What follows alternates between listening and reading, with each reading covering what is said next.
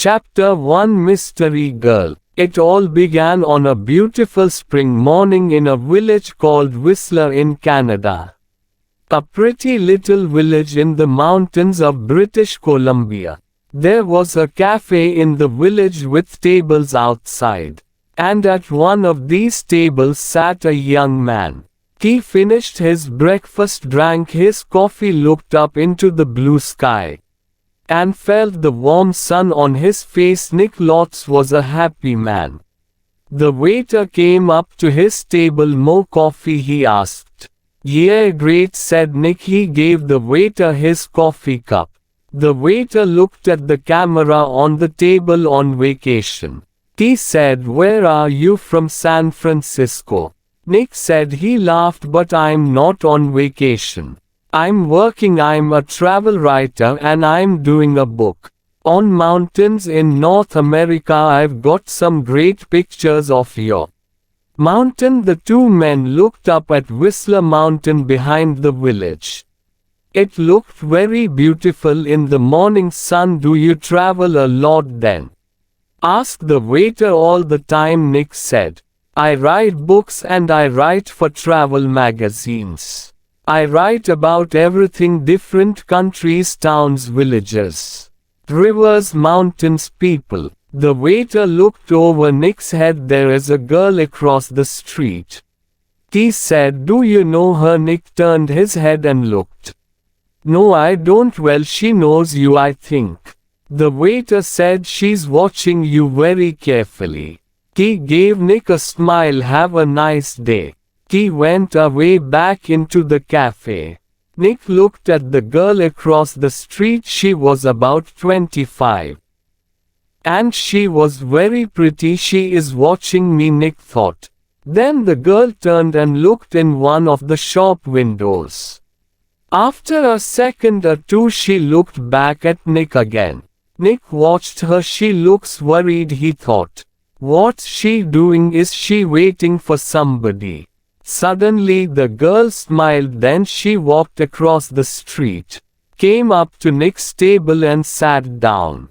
She put her bag down on the table. The bag was half open. "Hi, I'm Jen," she said. "Do you remember me?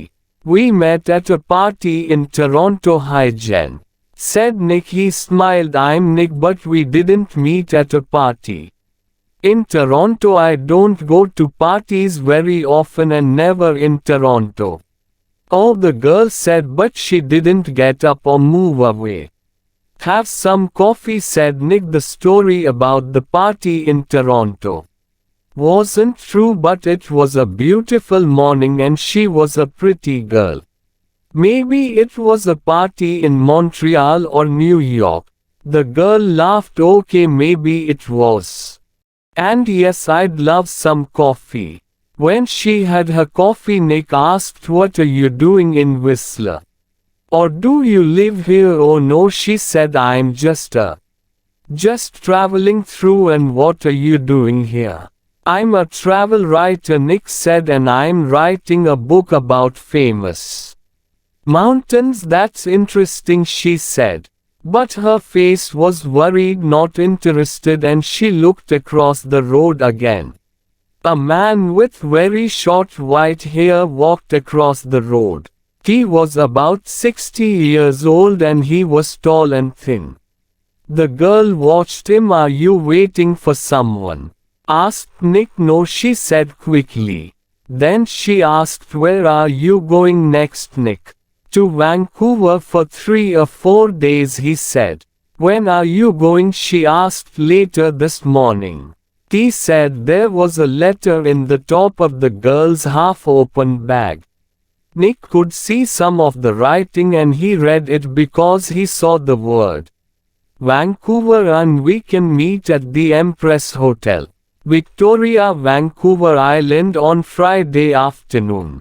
So she's going to Vancouver too, he thought. Suddenly the girl said, "Do you like movies?" "Yes, I love movies," he said. "Why? I know a man and he loves movies. And going to the cinema," she said slowly. "People call him Mr. Hollywood." She smiled at Nick.